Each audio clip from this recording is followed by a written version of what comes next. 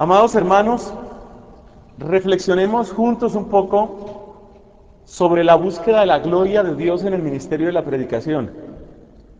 Pero para darle un rostro muy concreto, podríamos decir, a esta enseñanza, yo quiero empezar por unas palabras que están muy cerca de la vida del predicador. No son palabras bonitas, son palabras que quisiéramos que estuvieran alejadas de nosotros, pero que sin embargo nos visitan. La palabra soledad, la palabra frustración y la palabra indiferencia. Tres cosas que no quisiéramos que nos sucedieran. Como personas humanas, es imposible seguramente desearlas. Y sin embargo, son situaciones que vivimos.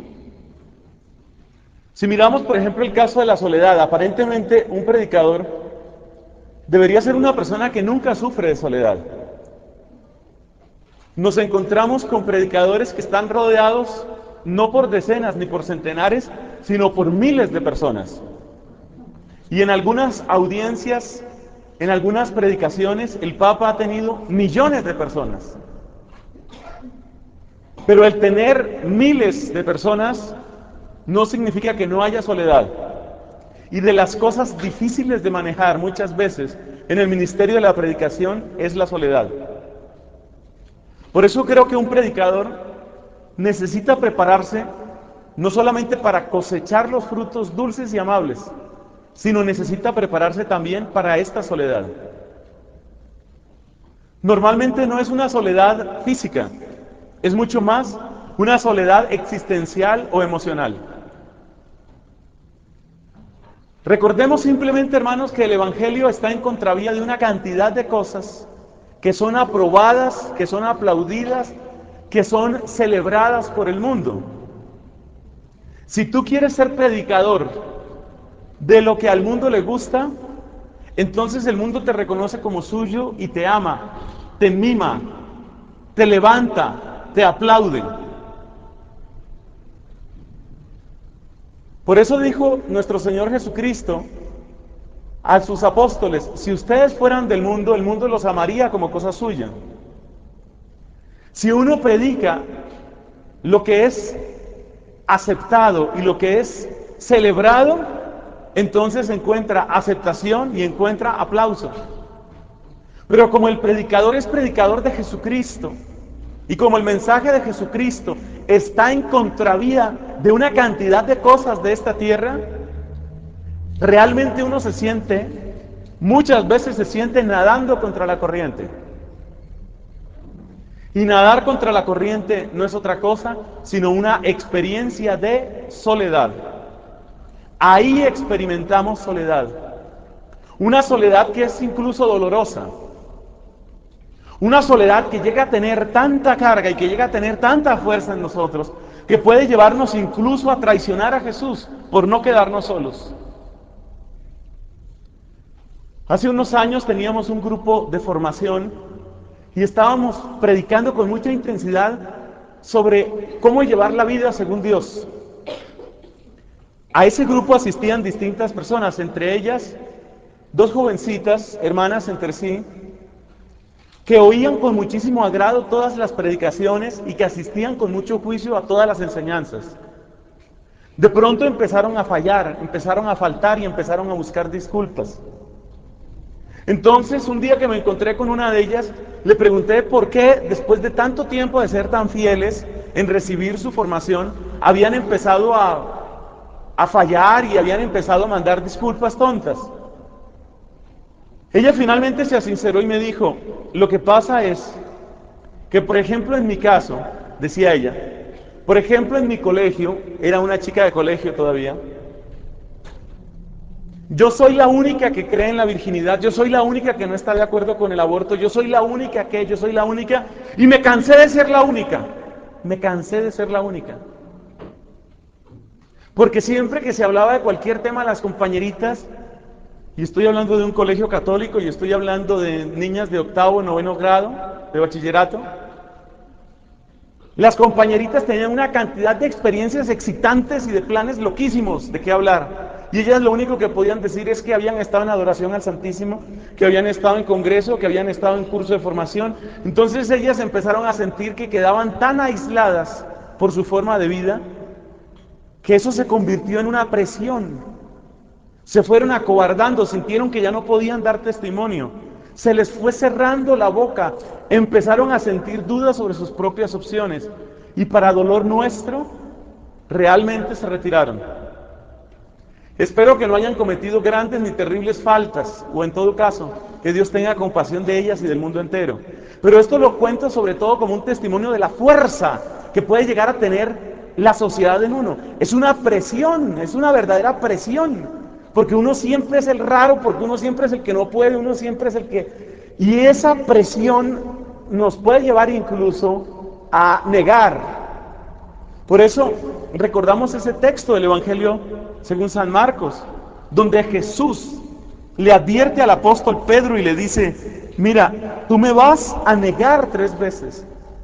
Pedro, mientras estuvo ahí con los otros discípulos y mientras tenía a Jesús al frente, no lo negó. Pero cuando ya Jesús no aparecía y cuando ya no estaban los demás discípulos, cuando ya estaba él solo en un ambiente donde todos estaban en contra de Jesús, es decir, cuando él estaba ahí a las afueras de la casa de Caifás donde hizo las negaciones, cuando ya él se encontraba en esa situación, entonces ahí se le acabó la convicción. Por eso es muy importante prepararse para la soledad. Algunas personas tratan de mantenerse fieles a Jesús y mantenerse predicando, pero sienten que hay algunas cosas que no se atreven a enseñar. Y aquí ya no estoy hablando de niñas de colegio, estoy hablando de sacerdotes que tienen muchos años. La enseñanza de la Iglesia Católica, mis hermanos, es una enseñanza tan santa como difícil de predicar. Y por eso muchos predicadores, y en esto estoy incluyendo un gran número de sacerdotes, sienten que no se atreven a enseñar lo que enseña la Iglesia. Sienten que no se atreven, sienten que no tienen valor para predicar lo que predica la Iglesia. Y por eso en temas que tienen que ver con moral de familia, moral sexual, moral de pareja, en esos temas no se atreven a enseñar lo que enseña la Iglesia, sino que se hacen como que no oyen, como que no ven, como que no entienden y dejan pasar. Y por eso se encuentra uno con personas que dicen, Padre, yo vengo a confesarme de esto que hice. El padre con el que me confesé me dijo que eso ni siquiera era pecado, pero yo sé que sí es pecado. Como él no me quiso absolver, escúcheme usted por favor, aconséjeme por favor, absuélvame por favor. Muchas veces está sucediendo que es el fiel laico el que se está dando cuenta de cuáles son los pecados, mientras que los sacerdotes nos estamos acostumbrando, Dios nos libre, pero nos estamos acostumbrando a disimular tantos pecados que ya casi parece que el que se da cuenta de los pecados es el laico y no el sacerdote. Y por eso ya es difícil encontrar a veces confesores. Y después de que se encuentra el confesor, pues que este confesor sea católico. Que sea católico, que crea lo que cree la Iglesia Católica. Ese tema de la soledad es un tema para el cual tenemos que prepararnos. Porque nosotros, hermanos, como servidores de la palabra de Dios, nosotros como predicadores, no estamos simplemente haciendo la labor del Alka-Seltzer, ¿no? Lo nuestro no es simplemente ir pasando, ir levantando burbuja, espumarajo, fervorín. No. Si te vas a comprometer con la palabra de Dios, te vas a comprometer. Si te vas a comprometer con la enseñanza del Señor, si te vas a comprometer con la doctrina de Jesucristo, es que te vas a comprometer. Y te vas a comprometer significa hasta el fondo. Tú no puedes decirle que sí a unas cosas de Cristo y otras disimularlas. Y esta es la gran diferencia, por lo menos desde mi punto de vista, entre la Biblia predicada por un verdadero católico y la Biblia predicada por un protestante. El protestante no predica la Biblia, predica una antología bíblica, que es muy distinto. Una antología es una selección de textos. El protestante predica una antología bíblica, una selección de textos muy bien dominados, muy bien expuestos, muy ardorosamente propuestos para ser creídos, pero es una antología. Predicar la Biblia es predicar toda la Biblia, también los pedazos que no me gustan o los pedazos que no le van a gustar al que me oye. Eso es ser predicador. Y esto supone soledad. Porque entonces tengo que predicar que Cristo está en la Eucaristía, que Él dijo esto es mi cuerpo, que no dijo esto significa, esto representa, esto podría ser, hagan de cuenta. Jesús no dijo, tomad y comed, haced de cuenta que esto fuera mi cuerpo. No, Él no dijo eso, dijo esto es mi cuerpo. Pero creer que Jesús está en la Eucaristía implica una cantidad de cosas sobre nuestra fe, sobre nuestro amor, sobre nuestra esperanza. Por eso, hermanos, en algún momento el que quiera predicar en la Iglesia Católica tiene que plantearse esta pregunta. ¿Yo voy a predicar una antología o voy a predicar la fe? ¿Voy a predicar un pedacito de textos que a mí me gustan o voy a predicar lo que Cristo enseñó? Porque Cristo también enseñó que lo que Dios ha unido no lo separe el hombre. Y Cristo también enseñó que hay que orar por los enemigos. Y Cristo también enseñó una cantidad de cosas que tal vez no son muy amables.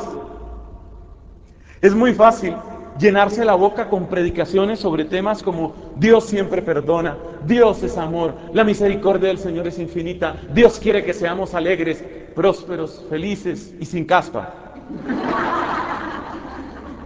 Es muy fácil hacer predicaciones sobre esos temas. Es muy sencillo. Y todo el mundo quiere oír eso, especialmente la parte de la caspa, todo el mundo quiere oír eso.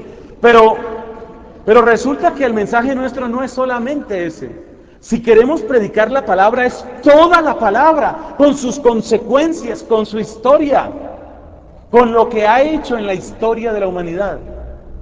Eso trae soledad. Como ustedes notan, el tema de la soledad queda perfectamente pegado con el tema de la frustración. Es evidente que un artista prácticamente solo tiene un deber, gustar. Lo que la gente espera de un artista, ¿qué es? Que guste, que dé gusto, que dé gusto. Eso es lo que se espera de un artista. Si sale, por ejemplo, si sale el grupo, este grupo tan famoso de los chalchaleros, si aquí llegan los chalchaleros y vienen a decirnos, nosotros queremos proponer la obediencia plena al amor de Dios, a la iglesia de Jesucristo, mire, cállese y empiece a cantar. Lo que se espera de usted es que cante y que cante bonito y que cante la que yo me sé y la que a mí me gusta. Ese es un artista. Lo que la gente espera de un artista es que guste, que guste. Un predicador puede gustar, muchas veces puede gustar, pero muchas veces no va a gustar. Y como ustedes se están preparando para ser predicadores y testigos de Jesús, yo les pido el favor de que se hagan esa pregunta a fondo. ¿Se están preparando para ser artistas? ¿O se están preparando para ser predicadores? Que son dos cosas distintas. Porque aquí una vez más tenemos el caso de protestantes y católicos. No es que yo tenga nada en contra de los protestantes, no. O mejor dicho, sí tengo, pero no es en contra de ellos. Pero no es en contra de ellos, sino en contra de la Biblia mutilada, en contra de la enseñanza mutilada. No es contra las personas, sino es contra ese engaño que sufren muchas personas. Pues bien, resulta que los protestantes se apoyan en eso. Entonces, ustedes se imaginan, digamos esto con nombres propios. A ver, uno de los cantantes protestantes más conocidos, Marcos Witt. Marcos Witt es fantásticamente conocido. ¿Ustedes se imaginan que Marcos Witt sacara una canción en contra del adulterio? Se le desocupa el Coliseo, hermano. Porque resulta que en los grupos protestantes el porcentaje de personas recasadas, múltiplemente casadas, pasajeramente casadas, casi casadas, a punto de casarse, pero ya conviviendo, es enorme. Entonces, si este señor se pone a cantar la grandeza del matrimonio, se le desocupa el Coliseo. Esta es la gran diferencia entre el Papa y un artista. Al Papa a veces lo tratan como si fuera una maravilla y otras veces la gente lo desprecia y lo desobedece en su propia cara. Y el Papa tiene que estar dispuesto a las dos cosas. Evidentemente intenta agradar, intenta tocar corazones, en ese sentido intenta agradar. Pero es evidente que él tiene que decir lo amable y tiene que decir lo no amable. Evidentemente tiene que hacerlo. Nosotros, a ejemplo del Papa y de tantos otros santos predicadores, tenemos que saber que muchas veces la labor de la predicación resulta frustrante. Y no nos preparan para esto. Yo no me acuerdo haber recibido en toda mi formación para el sacerdocio, haber recibido una sola charla sobre la frustración. Y entonces a uno le toca vivir las cosas luego, pues en